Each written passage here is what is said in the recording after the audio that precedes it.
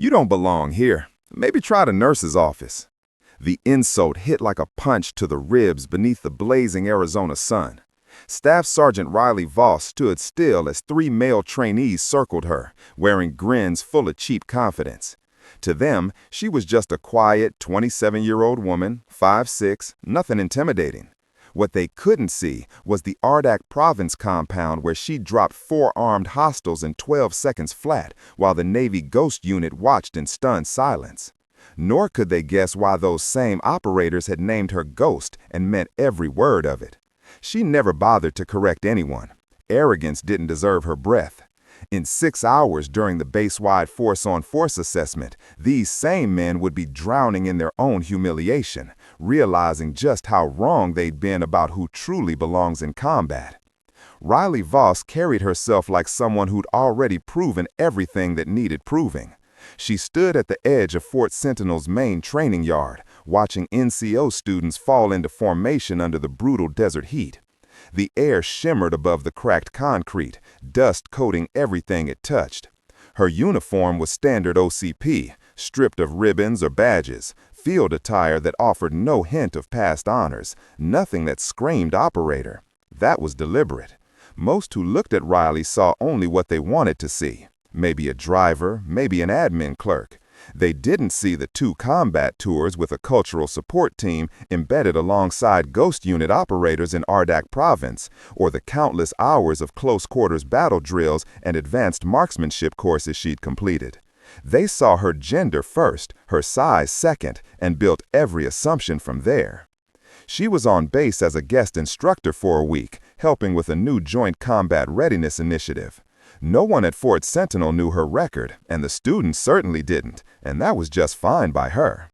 Riley had long since learned that respect wasn't handed out. It was earned in blood, sweat, and the kind of silence that follows after you've proved every doubter wrong.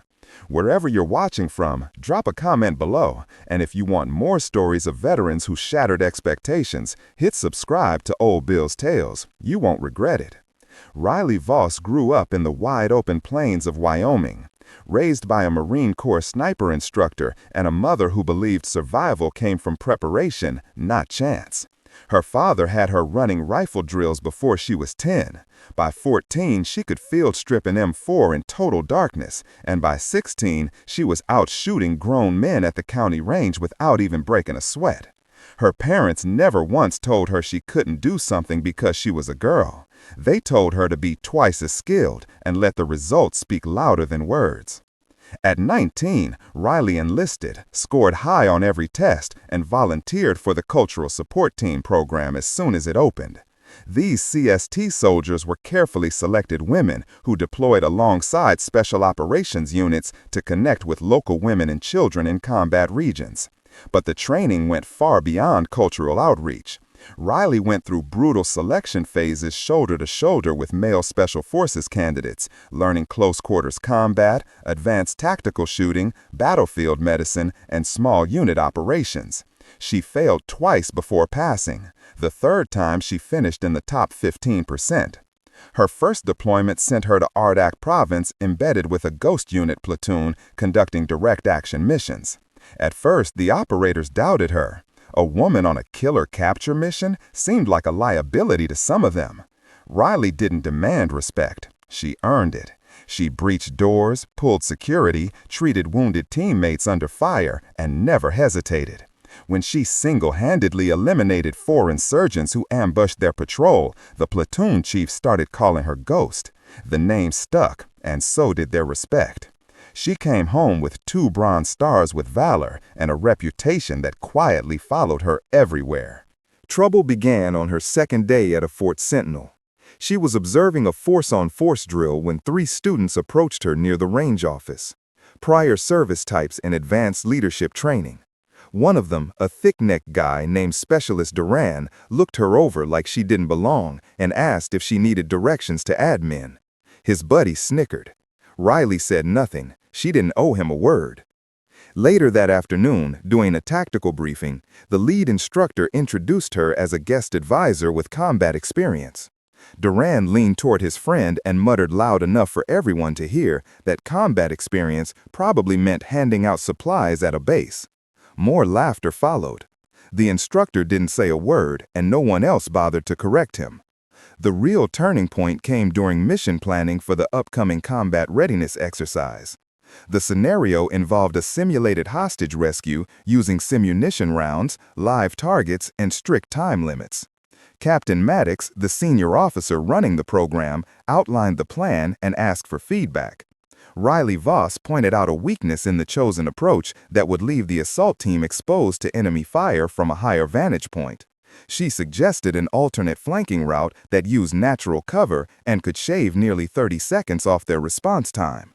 Specialist Duran cut her off before she even finished, saying that real gunfights weren't video games and maybe she should let people with actual trigger time handle tactics.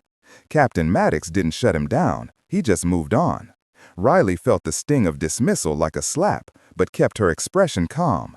It wasn't the first time she'd faced it, and she knew it wouldn't be the last. What none of them realized was that she'd executed that exact type of mission 14 times during her deployments in Ardak Province. She'd breached compounds under heavy fire, cleared buildings alongside ghost unit operators, and coordinated live assaults in conditions far harsher than anything these students could imagine. Yet here, in an American classroom, none of that mattered. Her gender did. That evening, she walked back to her quarters alone as the Arizona sky burned in shades of red and gold. Sitting on the edge of her bunk, she stared at the wall and drifted back to that ambush years ago. A small village, a narrow alley, 4 fighters opening up on her team as the ghost unit pulled back under fire. Riley had been on rear security. She saw the muzzle flashes, felt the rounds crack past her head, and reacted on instinct. 2 shots center mass dropped the first target before he cleared the doorway.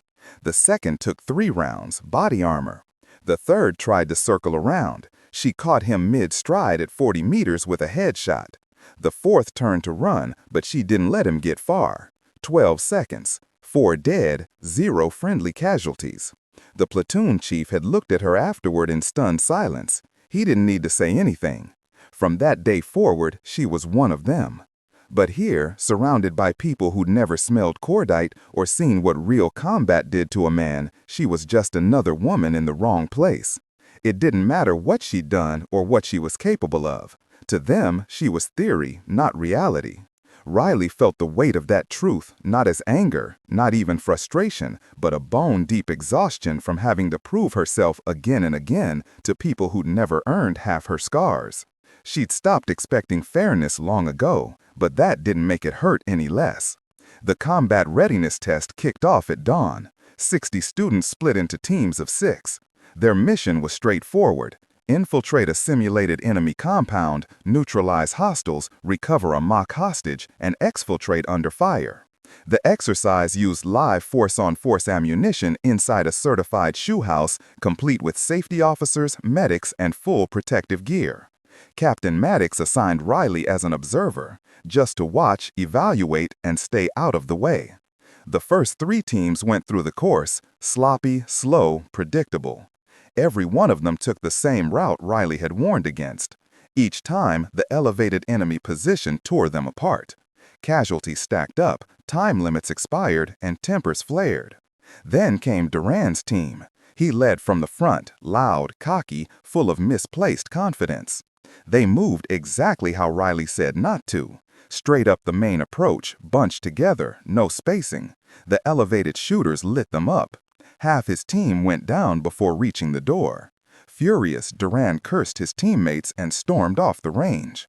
Captain Maddox called a halt, gathered the students, and asked what went wrong. No one answered. The silence said enough. No one wanted to admit the plan had failed. Then a range officer finally spoke, suggesting someone demonstrate how the approach should have been done. Captain Maddox scanned the group, his gaze locking on Riley Voss. "Think you can do better?" he asked, voice carrying a quiet challenge. Riley met his stare and answered simply, "Yes, I can." Maddox radioed the range OIC, ran through a safety brief, and secured approval. 10 minutes later, the RSO gave the go. Riley stepped onto the range alone. No squad, no backup, just her and an M4 loaded with simunition rounds, a full face shield, body armor, and a compound filled with moving targets designed to mimic a nightmare scenario. She moved quickly without hesitation, following the flanking path she'd recommended earlier. Staying low, she used the terrain for cover. Approaching from the blind side, the elevated enemy position never even spotted her. 2 controlled pairs per target, smooth, precise, surgical. 8 seconds later, it was clear. She advanced toward the compound, bypassing the main entrance entirely. Instead, she slipped through a blind side window, rolled in, and came up inside before the targets could reorient. 15 seconds, 3 rooms cleared. Every shot struck vital zones. Every movement clean and efficient. No wasted steps, no hesitation. In the final room, she found the mock hostage. A weighted dummy slung it over her shoulder and began exfil. As she moved out, a final simulated enemy position opened fire from 45 meters away. Dropping flat, Riley used the dummy for partial cover and fired back. 3 hits, 3 kills. Total time, 2 minutes and 18 seconds. 0 casualties. Perfect run. The range went dead silent. 60 students froze as she walked off the course like she'd just finished her morning PT. Specialist Duran stared, mouth hanging open. Captain Maddox double-checked the timer like it had to be wrong. Riley cleared her weapon, slung it, and strode past Duran without a glance. She didn't need to say a word. The scoreboard said it all. That evening, Maddox called her into his office. No excuses, no small talk. He just asked why she hadn't told anyone about her background. Riley replied that she shouldn't have to. Her record spoke louder than any introduction. If people chose not to listen, that was their problem. Maddox nodded, said nothing more, then updated the training orders. Effective immediately, Riley would serve as lead instructor for the rest of the week. Duran and his team were assigned directly under her. The next morning, before training began, Duran approached her. He didn't outright apologize, but he asked her to walk him through the approach. She did, showed him the angles, explained cover, timing, and how small adjustments in movement could cut exposure time in half. Duran listened, really listened. For the first time, he saw her not as a woman, but as a warrior. By week's end, every student was running the course using Riley's methods. Pass rates jumped from 42 to 81%. Captain Maddox filed a commendation. Duran shook her hand before she left and admitted he'd been wrong. Riley appreciated it. It didn't erase the disrespect, but it meant something. She packed her gear and headed home to Wyoming. The base would forget her name eventually, and that was fine. She never did it for recognition. She did it to prove that skill has no gender.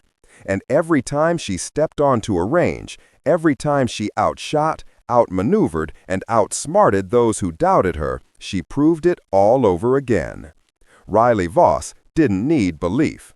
She just needed people to stay out of her way.